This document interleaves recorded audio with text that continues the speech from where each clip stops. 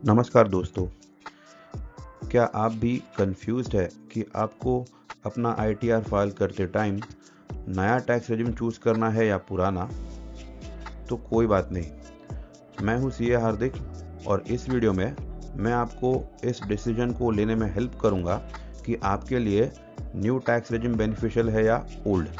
तो वीडियो को एंड तक ज़रूर देखिए।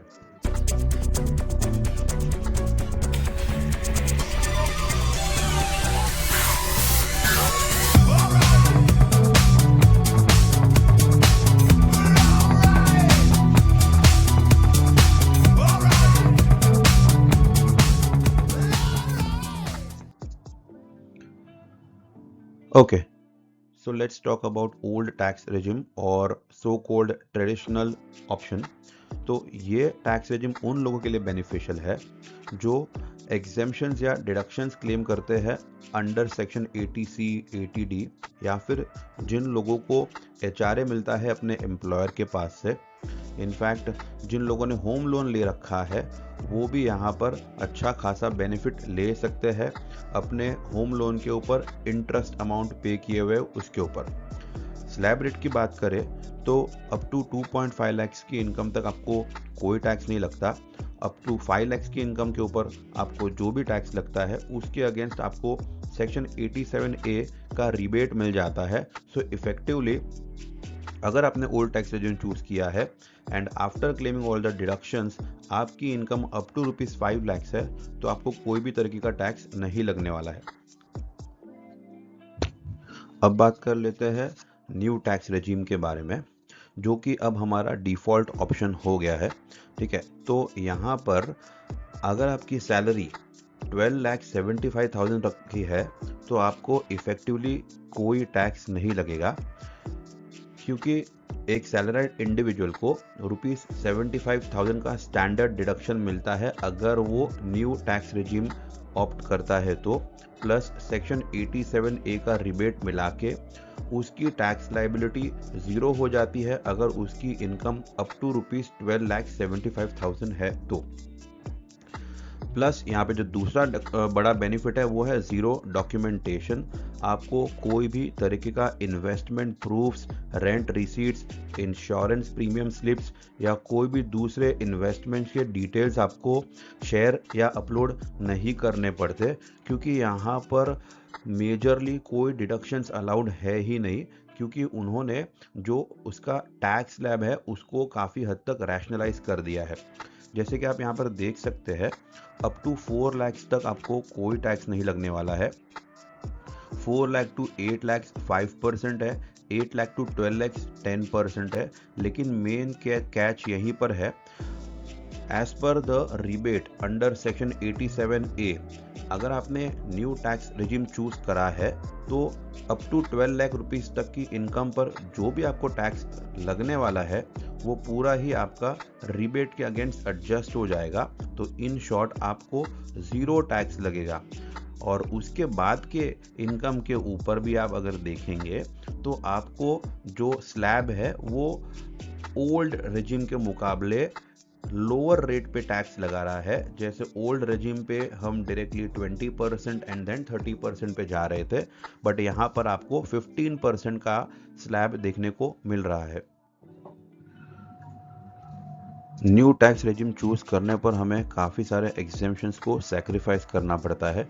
जैसे कि अगर आपने सेक्शन 80C और 80D में जो भी इन्वेस्टमेंट्स करे हैं वो सारे इन्वेस्टमेंट के डिडक्शंस आपको सैक्रिफाइस करने पड़ेंगे, क्योंकि न्यू टैक्स रेजिम में उनके अगेंस्ट कोई भी डिडक्शन अलाउड नहीं है।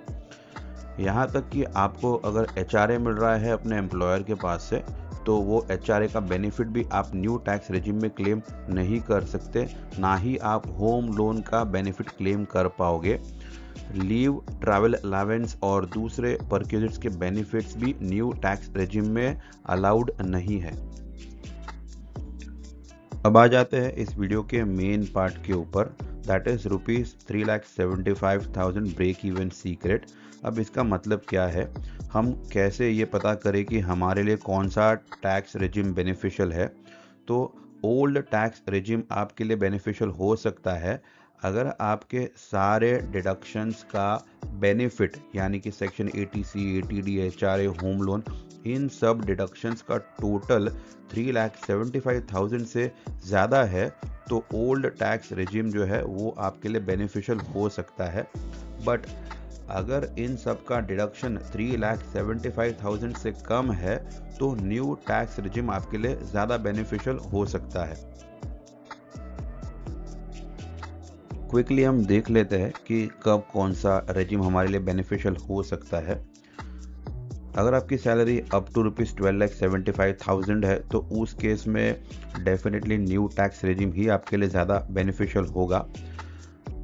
अगर आप हाई रेंट पे करते हैं, होम लोन और दूसरे डिडक्शंस है और उनका एग्रीगेट टोटल जैसा कि मैंने बताया 3,75,000 से ऊपर जा रहा है तो उस केस में ओल्ड टैक्स रेजिम आपके लिए ज़्यादा बेनिफिशियल हो सकता है।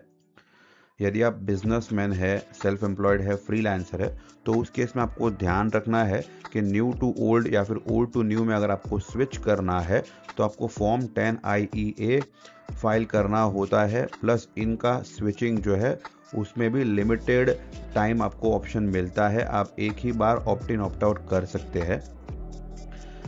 आपका एम्प्लॉयर अगर आपको NPS कंट्रीब्यूशन का बेनिफिट दे रहा है तो ये वाला बेनिफिट जो है ये आपको दोनों ही रेजिम में एडिशनल टैक्स बेनिफिट प्रोवाइड कर सकता है। तो ये है हमारा 4 स्टेप डिसीजन फ्रेमवर्क जिससे आप डिसीजन ले सकते हैं कि आपके लिए ओल्ड टैक्स रेजिम बेनिफिशियल है या न्यू। सबसे पहले आपको देखना है कि आपकी टोटल इनकम कितनी है। उसके बाद आपको देखना है कि आपके टोटल डिडक्शंस कितने हैं और फिर आपको चेक करना है कि आपके जो टोटल डिडक्शंस है उनका टोटल 3,75,000 से ज़्यादा है या कम है और उसके बेसिस पे हम डिसाइड कर सकते हैं कि हमें कौन सा टैक्स रेजिम ऑप्ट करना चाहिए। प्रोफेशनल ITR फाइलिंग सर्विसेज के लिए आप हमें डायरेक्टली ईमेल कर सकते हैं हमारी ईमेल आईडी पर। चाहे आप सैलराइड इंडिविजुअल हो, कैपिटल गेन्स की इनकम अर्न कर रहे हो, शेयर्स में ट्रेडिंग कर रहे हो, सेल्फ एम्प्लॉयड बिजनेसमैन हो या प्रोफेशनल हो, आपकी जो भी क्वेरीज होंगी उन्हें हम सुनेंगे, समझेंगे और उनके बेसिस पे आपको एक्सपर्ट प्रोफेशनल सर्विसेज देंगे। होप आपको ये वीडियो पसंद आई होगी। वीडियो को लाइक करिए, शेयर कीजिए, चैनल को सब्सक्राइब करना मत भूलिए। मिलते हैं ऐसी और इन्फॉर्मेशनल वीडियोस में। Till then, stay smart, stay compliant and keep growing. Thank you.